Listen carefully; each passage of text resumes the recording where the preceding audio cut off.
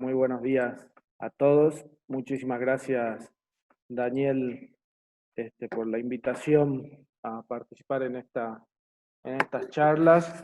Y por supuesto también a la gente de Bruque por su trabajo espectacular que están haciendo con estas transmisiones, a todo Comunicación y a todo el programa Granos.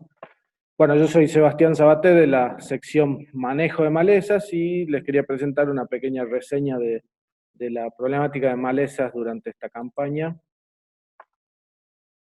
La campaña estuvo marcada, como dijimos la semana pasada, por una demora en la siembra general, porque hubo una limitación hídrica, como mostró Martín, en diciembre, la falta de agua. O sea, arrancó la campaña con agua en noviembre, pero después se cortaron las lluvias y eso retrasó bastante las siembras de maíz. Después, el manejo post-emergente se vio complicado también por el exceso de lluvias, es decir, durante enero hubo lluvias muy copiosas que complicaron por ahí algunos residuales y también hizo que falte piso o oportunidad de aplicación en las explotaciones que necesitaron hacer manejo post-emergente, ya sea con herbicidas para control de gramíneas resistentes o los herbicidas para hoja ancha. Lo que sí se notó menos consultas de fitotoxicidad que el año pasado, ¿no? Por herbicidas, lo cual es bueno. Y básicamente lo que les quería mostrar en términos de manejo en esta oportunidad, tenemos tiempo acotado, así que vamos a mostrar algunas cosas principales de lo que hemos trabajado. Y como les había comentado, el tema de borreria creo que es una de las principales problemáticas que estamos teniendo acá en el NOA. Y bueno, les quería presentar algunos de los resultados de los trabajos que hicimos en barbecho.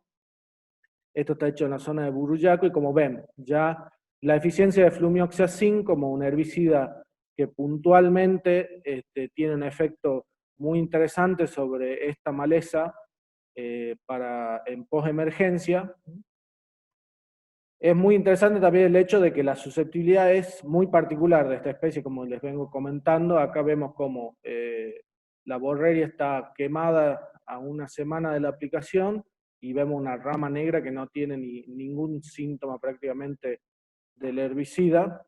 Es decir que, bueno, tenemos esta alternativa para el barbecho que nos produce un quemado bastante intenso y que acá a los 14 días, si se fijan, la misma parcela, tenemos los testigos pareados, donde vemos cómo va creciendo la borreria y vemos cómo esa rama negra sigue sin ningún efecto. Estamos hablando, por supuesto, de una aplicación de flumioxazin solo, con el objetivo de evaluarlo en su capacidad quemante para el control de borreria. También aclaremos que es borreria que viene de rebrote, es la perenne. Acá vemos como a los 22 días todavía tenemos un buen efecto quemante. Ya sabemos que en general, cuando estamos hablando del manejo de borreria, es bastante complicado el hecho de que hay alternativas que logran un quemado y un reseteo del lote, pero en general vamos a tener algunos rebrotes, como vemos acá. Esto a los 22 días, ya vemos plantas que tienen cierto nivel de rebrote. Eso también en esta parcela que les estoy mostrando es la parcela que me pareció de la situación por ahí más común, que es un manejo en una borreria bastante grande de más de 5 a 7 ramas, pero tenemos también otras alternativas que me parecía interesante mostrarles en esta oportunidad, sobre todo para el manejo en lo que es el cultivo de maíz, que estamos trabajando hace unos años con el herbicida glufosinato de amonio y una sinergia que se produce entre este herbicida y la atracina. Como vemos acá, esta parcela tiene 2,5 litros de glufosinato de amonio más atracina y por supuesto tiene sulfato de amonio también aplicado para tener mayor actividad. Y como vemos, produce acá a los 8 días un quemado bastante similar a lo que es el sumisoya.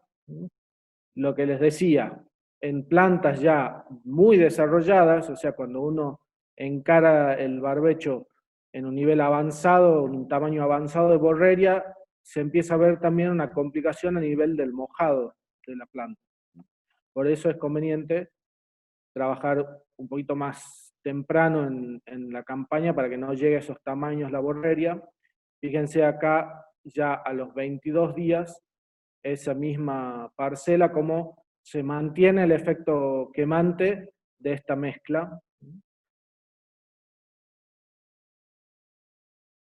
Pero vemos que ciertas plantas tienen ya la capacidad de haber generado algunos rebrotes.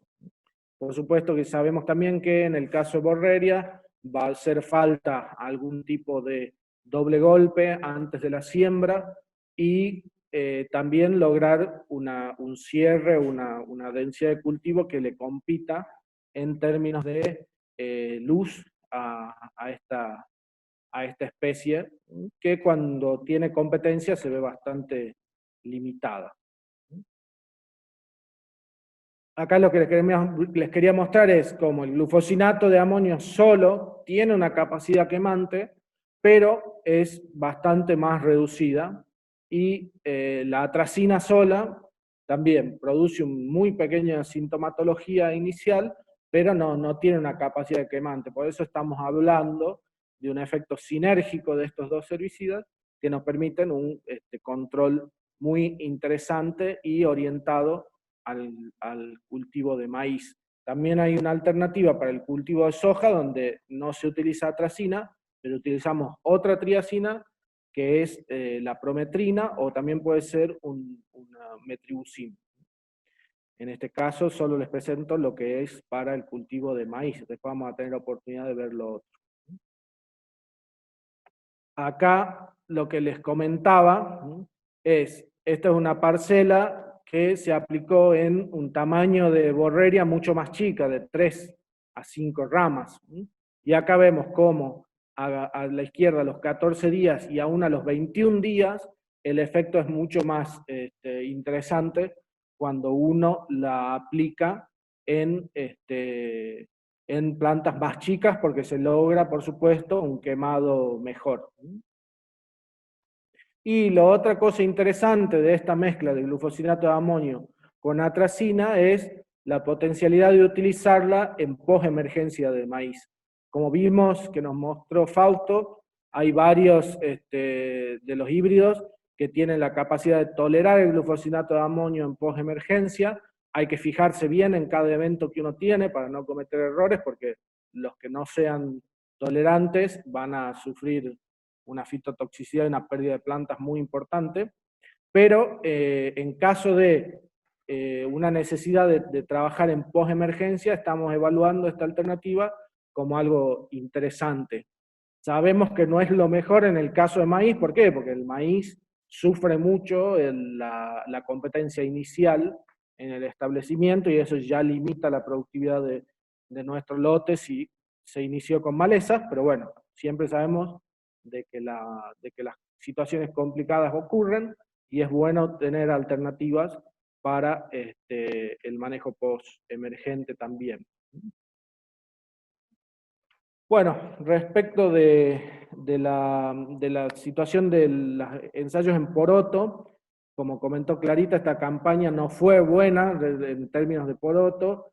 Hicimos un esfuerzo muy grande en seguir con las evaluaciones, pero bueno, no tuvimos suerte en las siembras. La siembra fue justo antes del periodo seco, lo cual hizo que tanto en Pozo Hondo, donde teníamos poco menos de 1 hectárea de ensayos, y en Monte Redondo las germinaciones sean muy pobres, y también los periodos sin lluvia muy importantes. Pero bueno, lo que pudimos ver es, en el caso de poroto mungo, que venimos trabajando también hace unos años, que estos son datos de del año pasado, de la campaña del año pasado, pero quería aprovechar para mostrarles, ya estos son rendimientos de Mungo, con distintas evaluaciones de herbicidas experimentales para este cultivo, donde pudimos ver básicamente un muy buen comportamiento inicial, como ven acá, de Fomesafem puesto en, en preemergencia, también el metolaclor y el metribuzin como alternativas muy interesantes para este cultivo en el manejo. Acá seguramente van a decir, ¿por qué no puse las dosis ahí? Bueno, como son herbicidas experimentales y no están registrados todavía para este cultivo, no podemos hacer una recomendación puntual sobre esto, así que seguimos trabajando para ver el manejo. Bueno, eso es básicamente lo de Mungo. También estamos trabajando en los otros colores, vamos a tener algunos resultados, pero como les decía, fue una campaña difícil.